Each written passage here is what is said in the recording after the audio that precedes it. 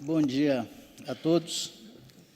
É uma alegria imensa estar aqui. Eu sou um entusiasta desses encontros e quero agradecer muito aos organizadores deste encontro por se lembrarem de mim, por me oportunizarem este momento de muita alegria. E eu faço na pessoa de um querido amigo, que ao mesmo tempo está vinculado à produção deste evento, o professor Leonardo, a quem eu aprendi a respeitar e a dedicar um carinho imenso, por muito que tenho aprendido com ele, e que não é de agora, que vem de alguns anos, talvez 10 anos ou mais do que isso, 12, quanto coisa? 2000, né? Muito tempo. Então, na pessoa do professor Leonardo, eu realmente expresso a minha gratidão. Eu vim preparado para falar algumas coisas, pequenas coisas, poucas coisas, mas, como um defeito que me acompanha, eu acabo botando fora o que eu preparo e, à vista do que aprendi nesses 2 dias, vou pretender construir uma outra narrativa. Há 50 anos atrás, eu sabia tudo. No alvor dos meus 20 anos, nada me era desconhecido. Há 40 anos atrás, eu já não sabia tudo, mas sabia muito. E isso me dava e me enchia de orgulho. Há 30 anos atrás, eu já não sabia muito, mas sabia o necessário. Há 20 anos, eu comecei a ter dúvidas. Nos últimos 10, eu aprendi que não sabia nada e até hoje continuo sem nada saber. Portanto, há 10 anos eu abandonei aquilo que se chama de pré-compreensões. Sou destituído das famosas pré-compreensões. Aquelas mesmas gadamerianas pré-compreensões, acabei de me demitir de todas elas. Por quê? Porque é a maneira pela qual nós podemos, a partir da ausência dessas pré-compreensões e com a aplicação de alguns filtros, nós podemos ver o outro na sua inteireza, podemos, mais do que ver o outro na sua inteireza, podemos compartilhar com ele, né, das suas inquietudes, dos seus saberes, que às vezes são apenas saberes, né, ou que são construções de saberes, e isso nos traz, portanto, um enriquecimento muito grande. E ouvi o professor Christian ontem, e inclusive fiquei muito feliz também, um velho conhecido de muitos anos, né, com a demarcação muito absoluta e muito precisa, absoluta não, porque nada é absoluto, mas muito precisa, sem dúvida nenhuma, da importância de termos conteúdos normativos que se constituam em pisos pelos quais nós possamos construir discursos, narrativas, enfim, que ao final, muito ao final, se vão construir como mandamentos jurídicos. Isso me alegrou muito. Depois vi o professor Denis, lá da Unicamp, com toda aquela tradição da Unicamp, na construção de determinados preceitos econômicos, e que nos desenhou um quadro aqui, bastante perturbador, e ao mesmo tempo, muito elucidativo, muito claro sobre a situação em que estamos, de alguma forma, colocados. Depois, ele disse que não era um professor, eu vou chamá-lo de professor, nos deu uma aula aqui, a partir de um outro lado do balcão, o professor Alexandre Furlan, que não é professor, é um empresário honesto, como se autoproclamou, e no qual, inclusive, eu acredito nisso, e, ao mesmo tempo, fiquei bastante impressionado também com as razões que nos expôs em relação às inquietudes e às atribulações que, sem dúvida nenhuma, os empresários honestos, e até mesmo aqueles não muito honestos, sofrem no país, e talvez até mesmo aqueles não muito honestos que sofrem no país, talvez venham a admitir práticas não tão honestas para fazer frente, às vezes, a inquietudes e a situações bastante complicadas, bastante complexas. Na noite tivemos a alegria, ontem, aqueles que estiveram aqui, de ouvir o professor Leonardo, o professor Strapazon, professor Aldaci. Com o professor Leonardo, eu aprendi realmente que mais importante que a proteção ao direito do trabalho é talvez a proteção ao conteúdo do direito do trabalho. Mais importante que a definição de direito ao trabalho é mais importante do que essa proteção, é a proteção ao conteúdo do trabalho. Aprendi isso. Aprendi também com o professor Strapazon de que, na realidade, segurança social necessita muito antes, ou seguridade social, necessita muito antes de proteção à confiança. Então, antes de se falar em segurança jurídica, nós precisamos falar em proteção à confiança. Tese muito cara aos doutrinadores alemães. Pena que ontem o professor Ingo não nos falou, ele tem um trabalho belíssimo sobre isso, sobre proteção à confiança, para fundamentar segurança jurídica, para fundamentar seguridade.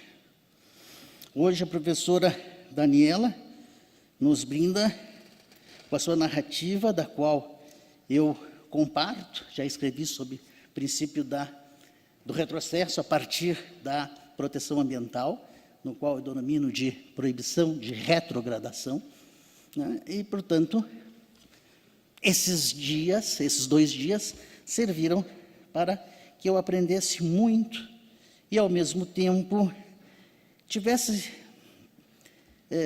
garantida uma certeza de que algo que eu afirmei, inclusive na minha tese doutoral, a existência de 5 R's. Né? Respeito, reconhecimento, reciprocidade, responsabilidade e redistribuição do poder social. Esses 5 R's são a tônica de toda e qualquer relação social bem-sucedida. Respeito, reconhecimento e reciprocidade. Se não houver reciprocidade no respeito e reconhecimento, não adianta.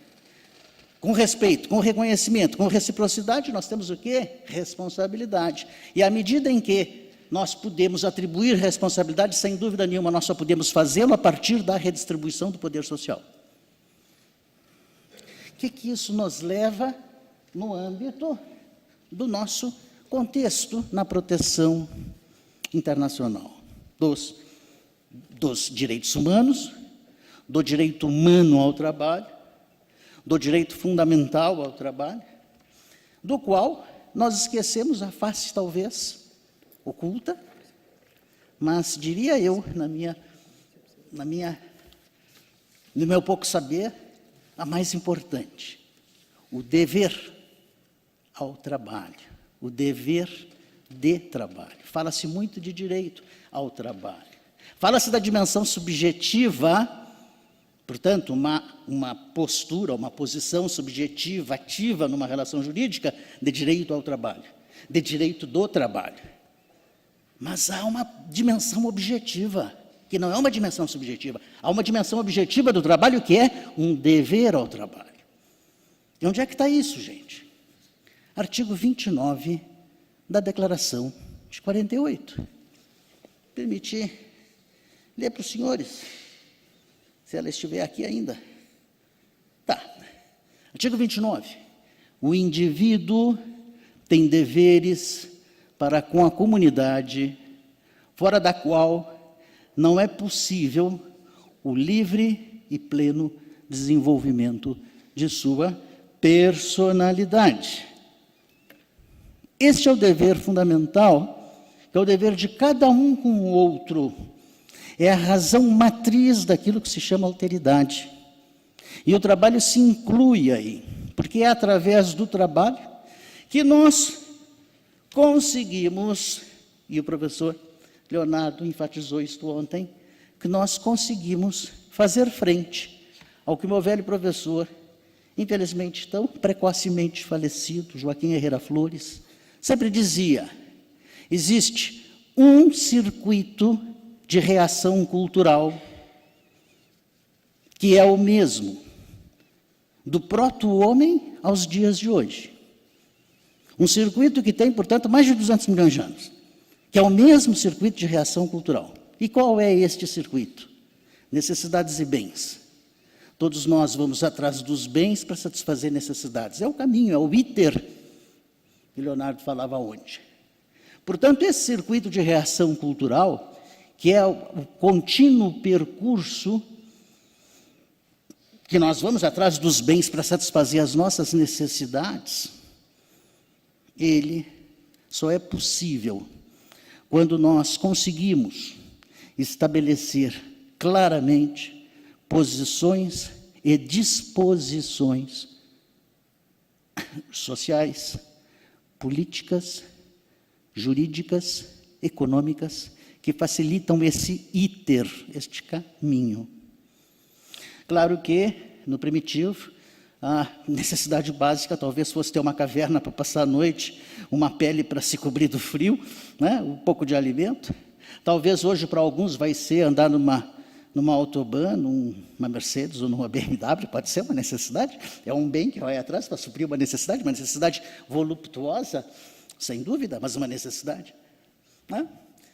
Então, veja bem, nós temos, e para isso, conhecer isso, portanto, mais do que uma teoria das necessidades, nós, na realidade, temos que postular por uma teoria, temos que resgatar e postular por reescrever a teoria da divisão do trabalho social.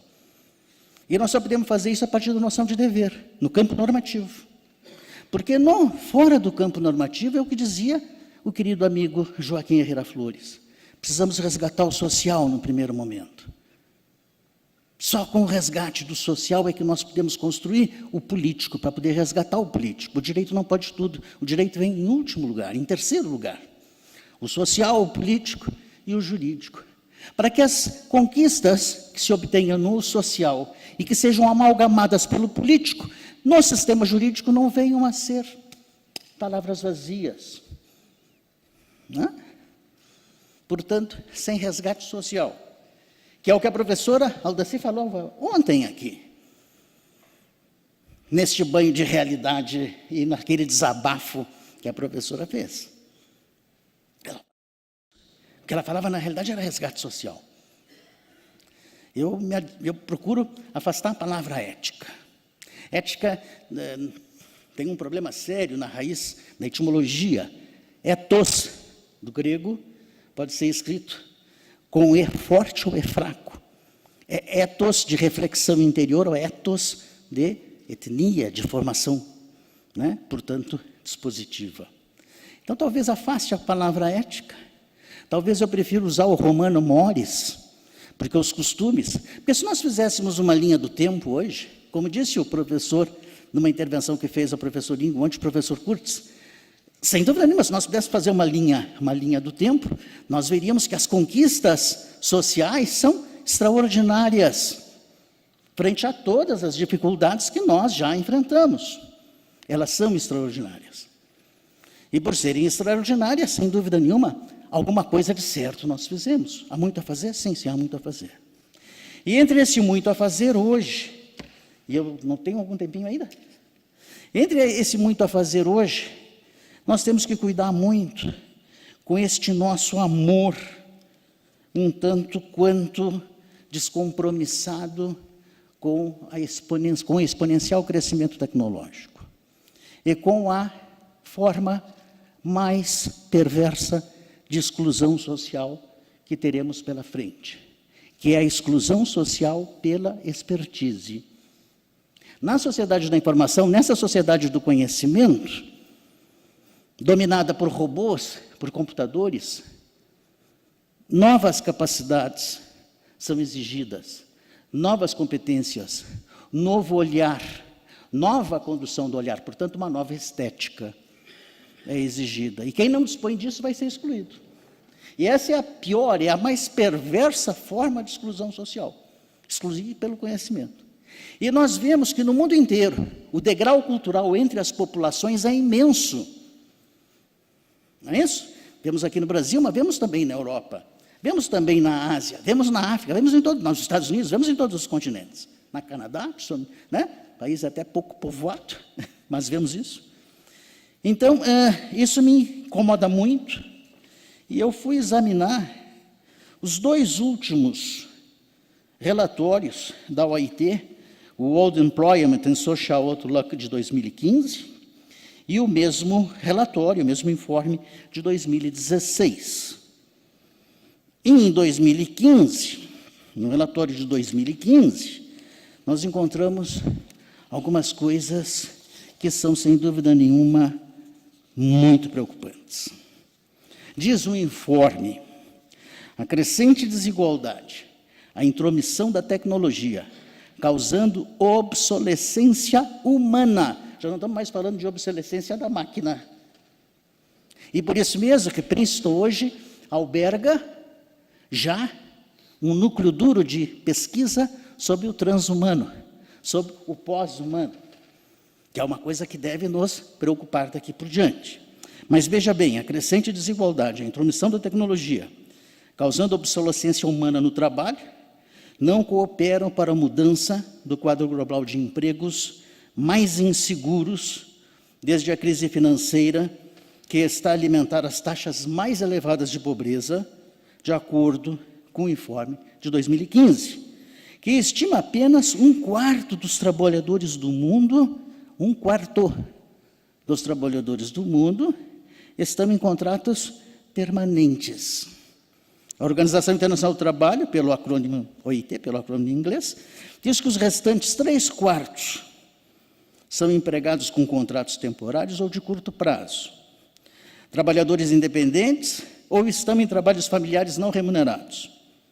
A organização, nesse informe, destaca um aumento do emprego a tempo parcial, especialmente entre as mulheres jovens, embora alguns trabalhadores venham a acolher a flexibilidade de empregos a tempo parcial e alto emprego.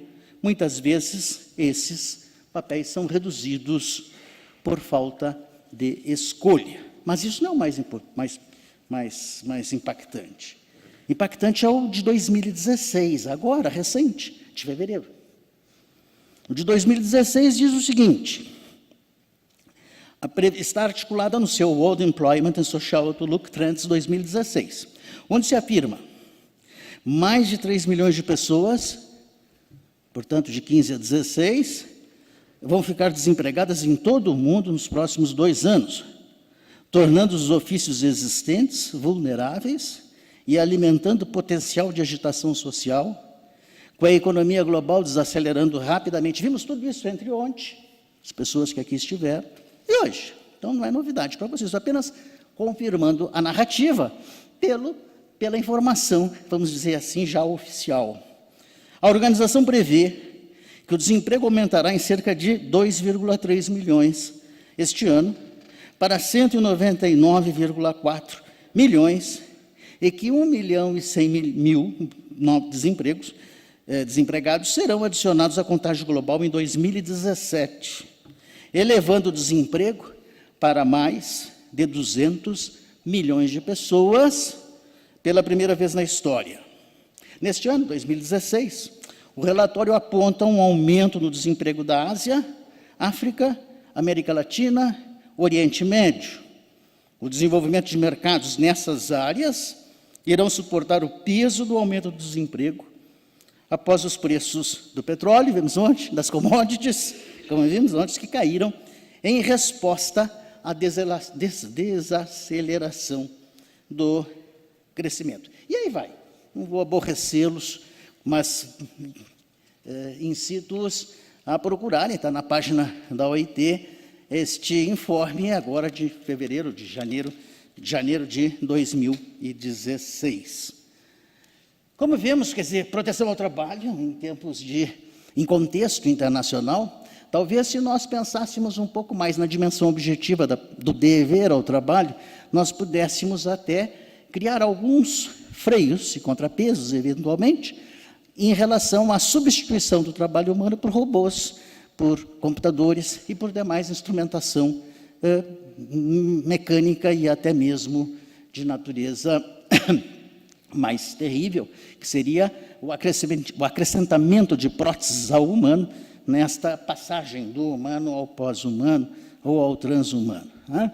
O dever, porque esse dever é um dever que privilegia a natureza comunitária, social, edificante desse direito, nós, na posição subjetiva desse direito.